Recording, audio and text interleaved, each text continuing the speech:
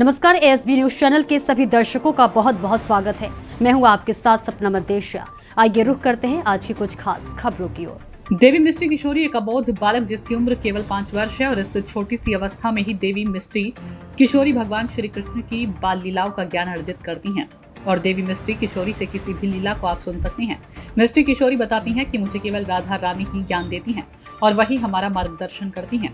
इस छोटी सी बाल अवस्था में देवी मिष्टी किशोरी ध्यान साधना में अपना ध्यान लगाए रहती हैं। उनको किसी बात से कोई मतलब नहीं होता, केवल धर्म के मार्ग पर चलकर धर्म का प्रचार प्रसार करना और ध्यान साधना में ही लीन रहना उनकी प्रथम पूजा है। आइए मिलते हैं आपको एक छोटी सी नन्ही सी बालिका देवी मिष्टी किशोरी से सीधी वार्ता करती अजय भास्कर जी के साथ। आपने आज तक तमाम कथाएं सुनी हैं, कथावाचकों को देखा है जिन्होंने युवा अवस्था से लेकर वृद्धावस्था तक कथाएं की हैं, लेकिन आपने आज तक एक बच्चे के मुंह से कथाएं कहना एक आश्चर्यजनक बात है, और वो भी अबोध बालक, छोटी सी बच्ची जिसने कलम पकड़ना ना सीख पाया हो, जिसने चलना अच्छे से ना सीख पाया हो, और वो भगवान श्री कृष्ण की कथा कहने लगी। बहुत ही अद्भुत, बहुत ही आश्चर्यजनक बात है, जो कि मैं आपको एक छोटी सी बच्ची जिसकी उम्र लगभग 5 वर्ष है, कहने में तो एक अचंभा सा है, लेकिन 5 वर्ष की अवस्था में आप खुद सोचिए, बच्चा अच्छे से खाना खा नहीं पाता, बोलना नहीं सीख पाता, और वो एक व्यास गद्दी पे बैठ के कथा कहने लगे। हाँ, लेकिन ये सच है। मैं आपको मिलवाता हूँ एक छोटी सी बच्ची जिसने अपनी 5 वर्ष की अवस्था में कथा कहना प्रारंभ कर दिया। तो मैं सीधा कुछ ना कहकर बल्कि उससे ही मैं सीधा रूबरू कराता हूँ। राधे राधे। राधे राधे, जय श्री कृष्ण। कैसे हैं? मैं बहुत ठीक हूँ। आज आप एएसबी न्यूज चैनल के जो कार्यक्रम है सच्चाई के साथ, उसके साथ आप बैठे हुए हैं, और आज आप अपनी कथा का किस तरीके से कथा कही आपने इस अवस्था में। तो मैं ये सब पूछने से पहले मैं आपसे एक ही बात कहूँगा कि हमारे दर्शकों को आप सबसे पहले अपना परिचय दे दें। देखिए, मैं देवी मिष्टी किशोरी जी, गांव ग्राम खशुआ, जिला औरैया और तहसील बुधूना, पोस्ट शीशखरान। जनपद इटावा है क्या? जी जी, जनपद इटावा से आप रहने वाले हैं। ये जो आपने कथा कहना जो प्रारंभ किया है, मैं कैसे आपसे पूछूं कि कब से प्रारंभ किया? अभी तो आपकी बाल अवस्था है और इस अवस्था में आपने कथा कहना प्रारंभ किया, तो ये आपके अंदर कैसे विचार आया? देखिए, मैं जब बहुत छोटी थी, लगभग 3 साल की थी, तो मुझे भगवान की कथाएं मतलब भगवान को जब भी मैं देखती थी तो कहती थी, मम्मा ये भगवान कहाँ मिलते हैं? तो मम्मा कह देती थी, बेटा ये ना वृंदावन में मिलते हैं। तो एक दिन मैंने मम्मा से कहा, मम्मा चलो ना वृंदावन चलेंगे। अब मेरे मन में तो वही थी, वृंदावन जाएंगे तो लड्डू को भगवान मिलेंगे।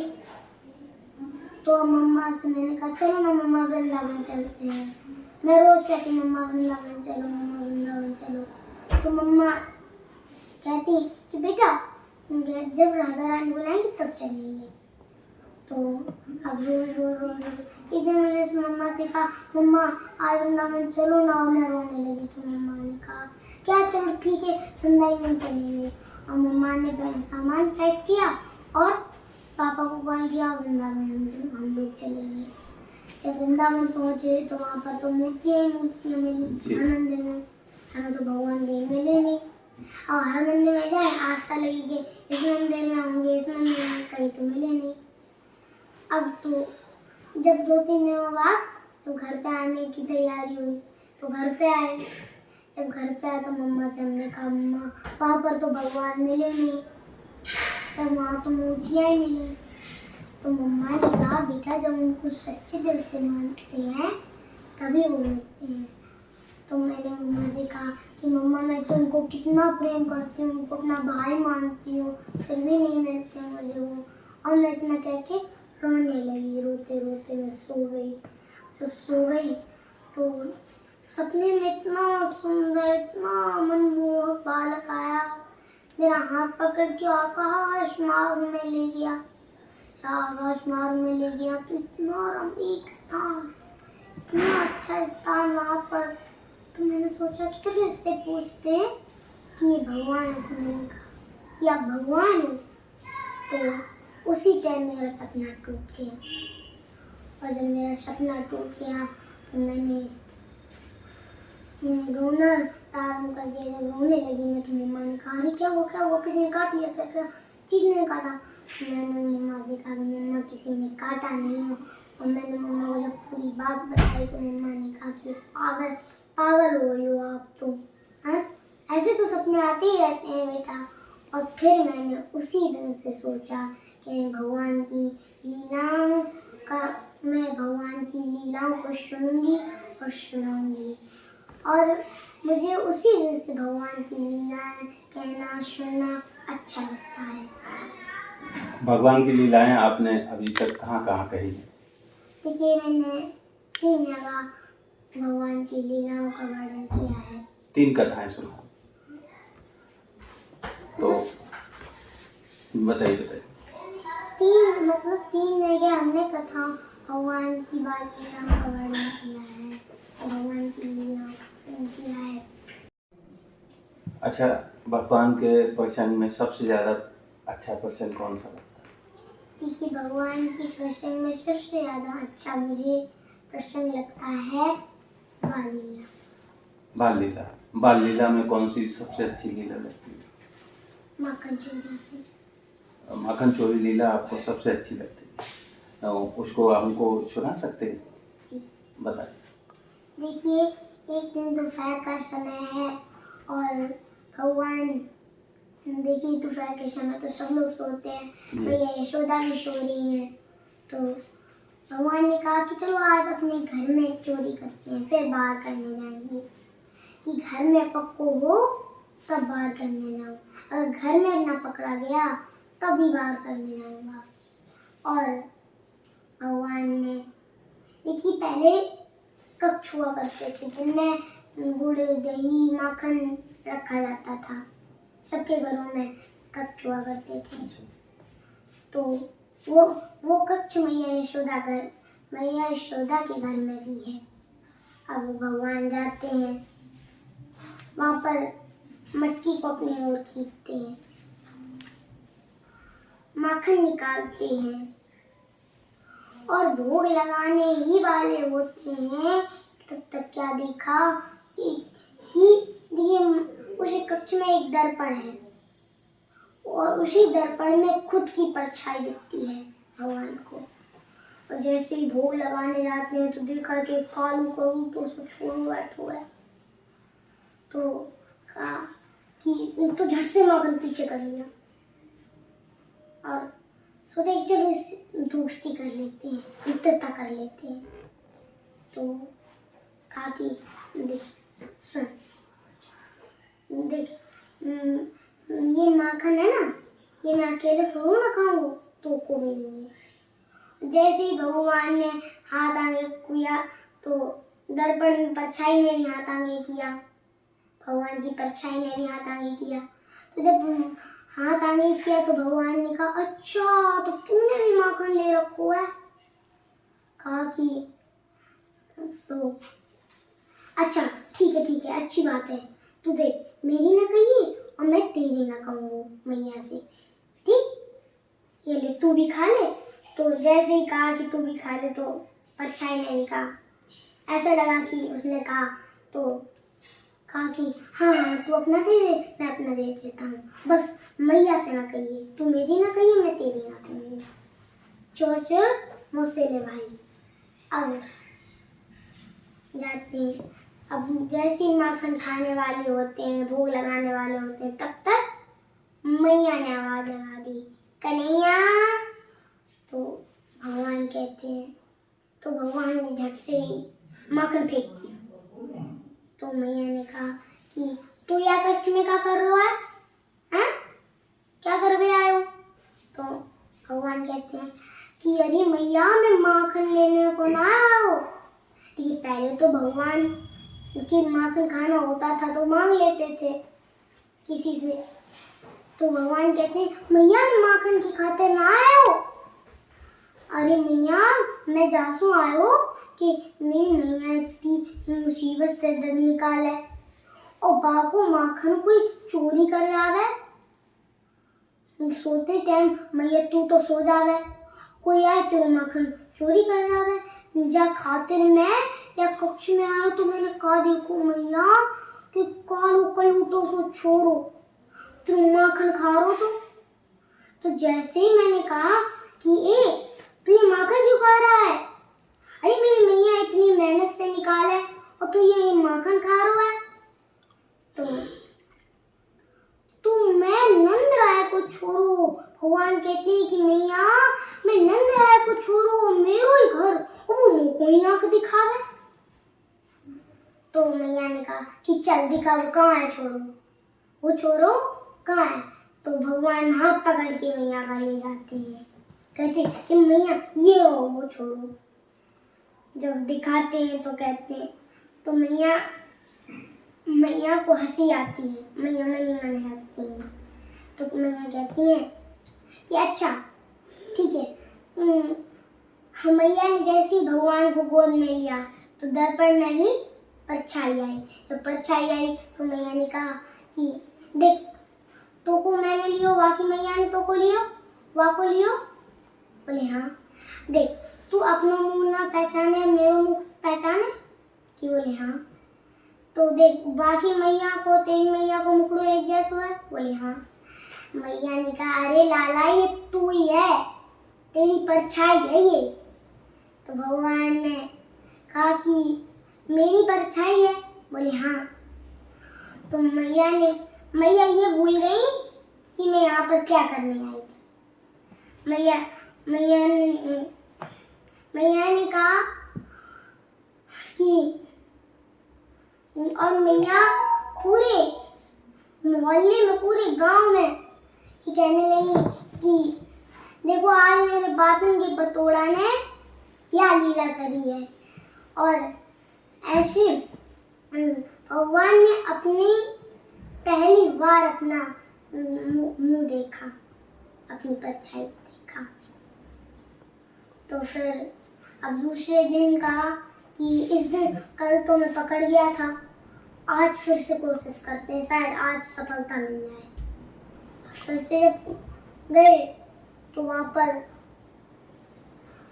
उसी कक्ष में जाते हैं, माखन की हांडी को खींचते अपनी ओर और ये माखन निकालते हैं। आज भगवान ने भोग लगा लिया।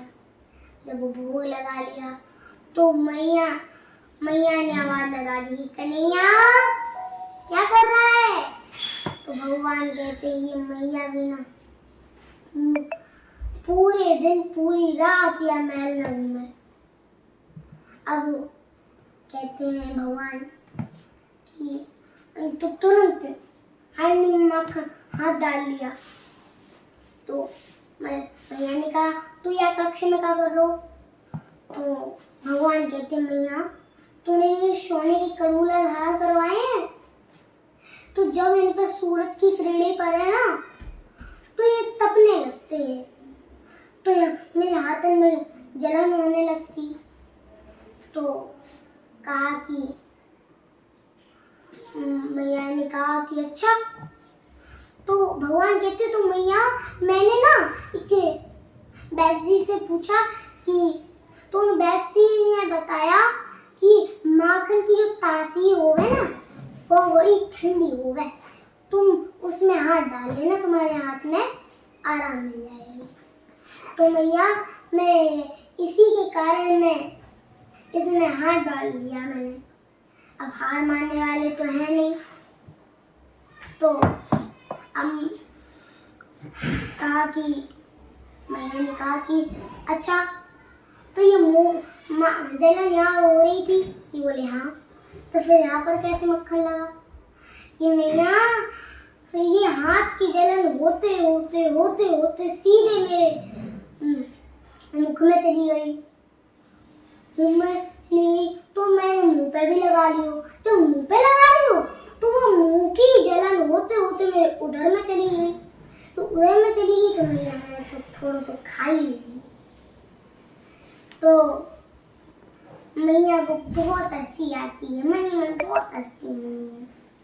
अच्छा, ये इस तरीके की बाल लीलाएं आप जो है सुना देती हैं। और कौन कौन सी लीलाएं आप सुनाती हैं? जैसे मैया गए थे नाग नाथा उकल से वाना ऐसी लीलाएं मांग। अच्छा, और अच्छा ये एक बात बताइए, आपकी अवस्था कितनी है, उम्र कितनी है? देखिए मैं 5 साल की हूँ और 6 ईयर में चल रही। आप अभी बता रहे थे कि सच्चिदानंद का मतलब क्या है? देखिए सच्चिदानंद का मतलब है कि इस श्लोक में 4 चरण हैं जिनमें भगवान के गुणों का वर्णन किया है कि सच्चिदानंद रूपाय विश्वोत्पत्त्यादि हेतवे तपत्रय विनाशाय श्री कृष्णाय वयं नमः। देखिए इस श्लोक में 4 चरण हैं जिसमें भगवान के गुणों का वर्णन किया गया है कि भगवान दिखते कैसे, भगवान का स्वभाव कैसा है, भगवान का स्वरूप कैसा है, भगवान करते क्या है। देखिए भगवान सच्चिदा सच्चित आनंद यही भगवान का स्वरूप है। और देखिए सच्चिदानंद रूप है विश्वोत्पत्त्यादि हेतवे, ये विश्व की उत्पत्ति भी यही करते हैं। और तापत्रय विनाशाय श्री कृष्णाय वयं नमः, ये 3 तरह के जो ताप हैं कि कोई तन दुखी, कोई मन दुखी, कोई धन बन रहते उदास, थोड़े थोड़े सब दुखी सुखी सब राम के दास। ये जो 3 तरह के ताप हैं इनका भी विनाश वही करते हैं। और देखिए इनका विनाश तभी होता है जब हम भगवान श्री कृष्ण की शरण में आते हैं। अच्छा, जिस तरीके से आप कथा का वर्णन कर रही हैं और उसका अर्थ भी बता रहे हैं, आपकी जो अवस्था है इतनी छोटी सी अवस्था है, लोग तो पढ़ के वेद पुराणों में जो है ये सब कथाएं करते हैं, आपने क्या पढ़ के किया है या किसी ने बताया आपको ये सब?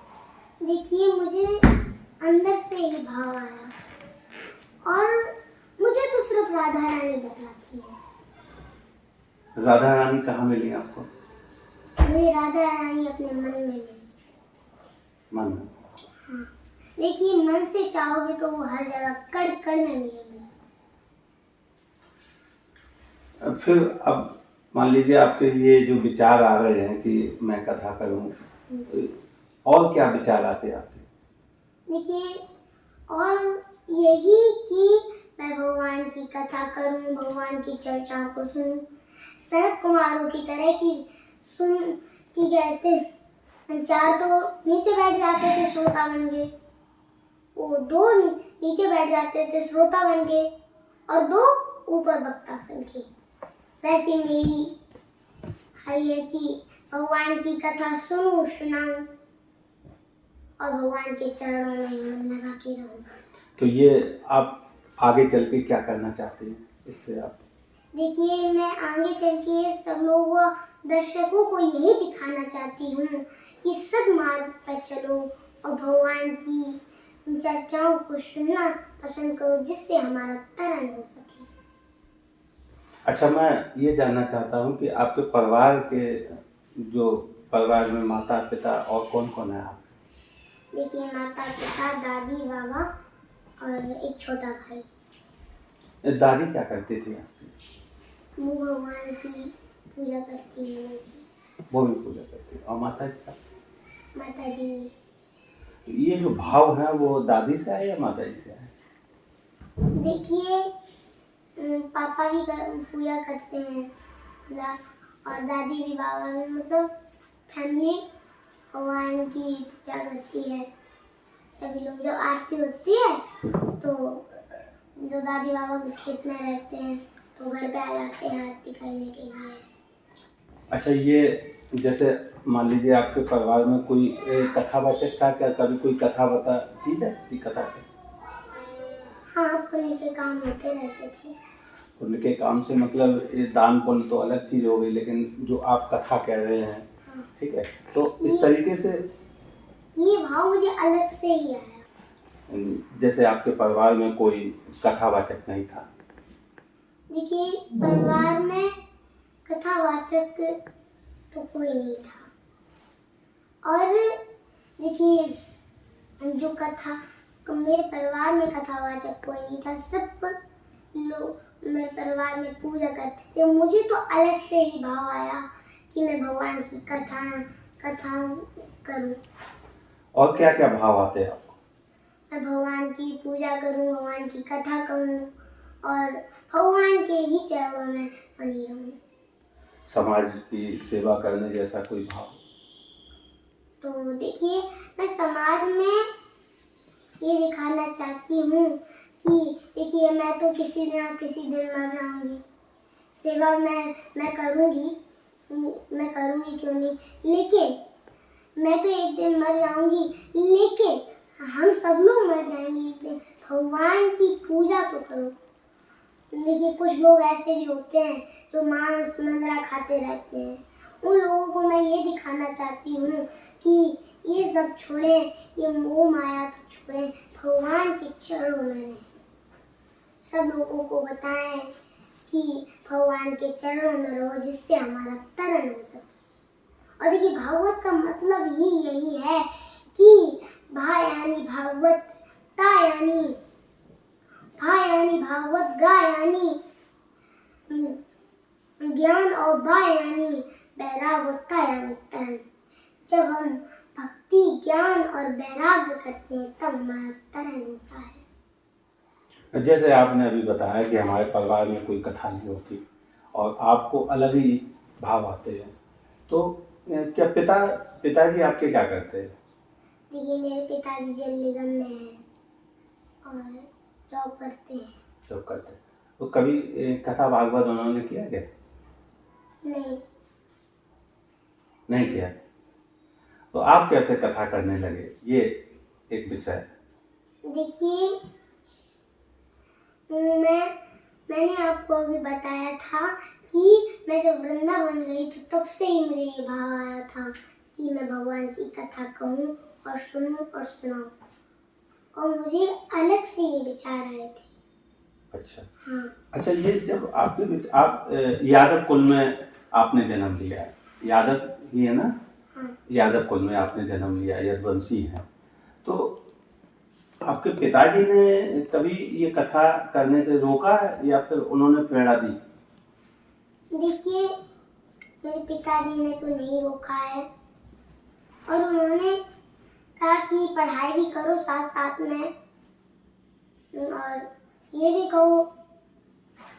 तो मैं ज़्यादातर पढ़ाई में नहीं, ज़्यादातर मैं भगवान की कथाओं में मन लगाती हूँ। आप पढ़ाई में ध्यान नहीं देते?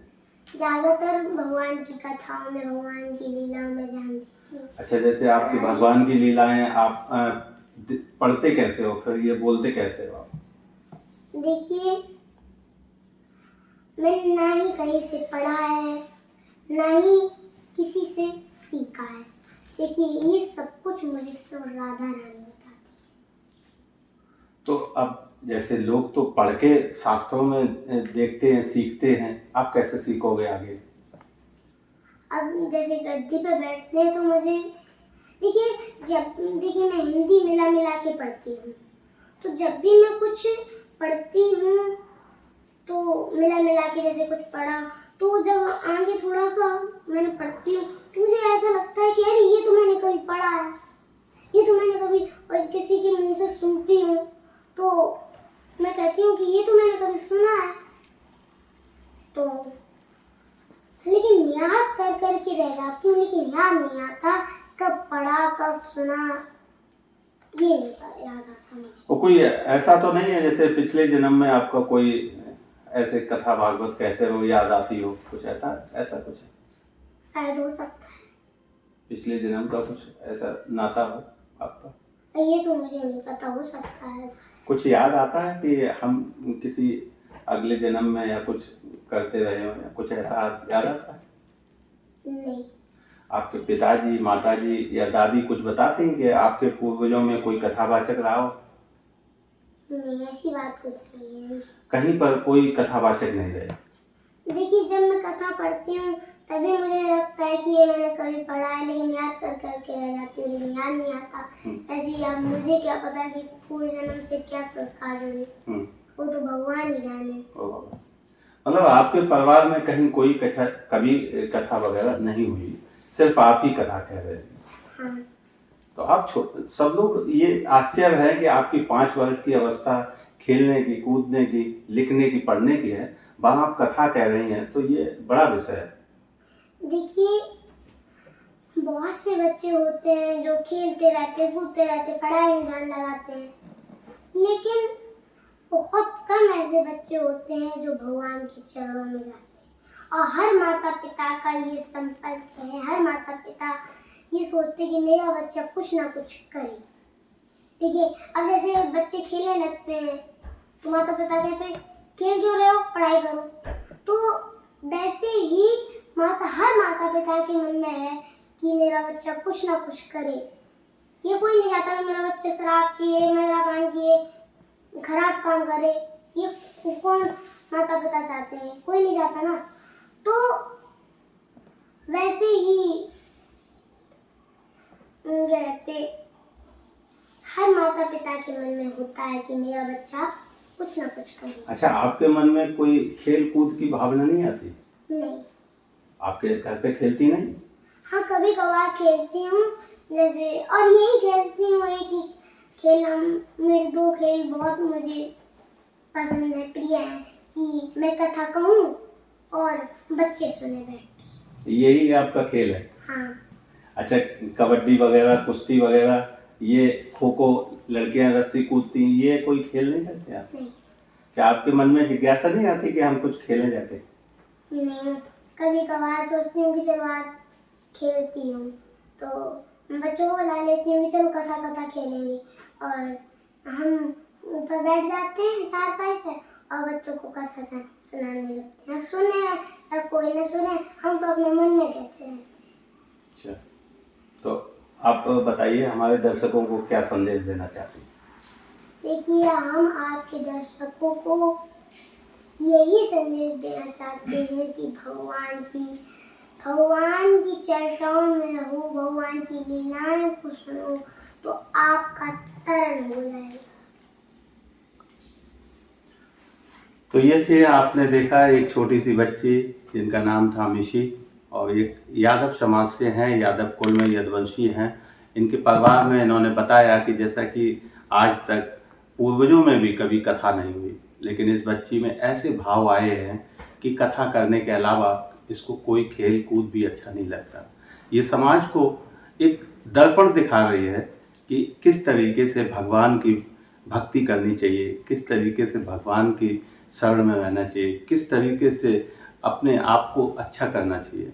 इससे एक प्रेरणा लेकर जो समाज के बच्चे हैं उनमें एक नई ऊर्जा लेने का काम कर रही है। मैं इसी तरीके की फिर से किसी अच्छे साथी के साथ फिर मिलता हूँ। नमस्कार। तो आज की खास खबरों में फिलहाल इतना ही। कल फिर मिलेंगे कुछ और बड़ी खबरों के साथ। इजाजत दीजिए, नमस्कार।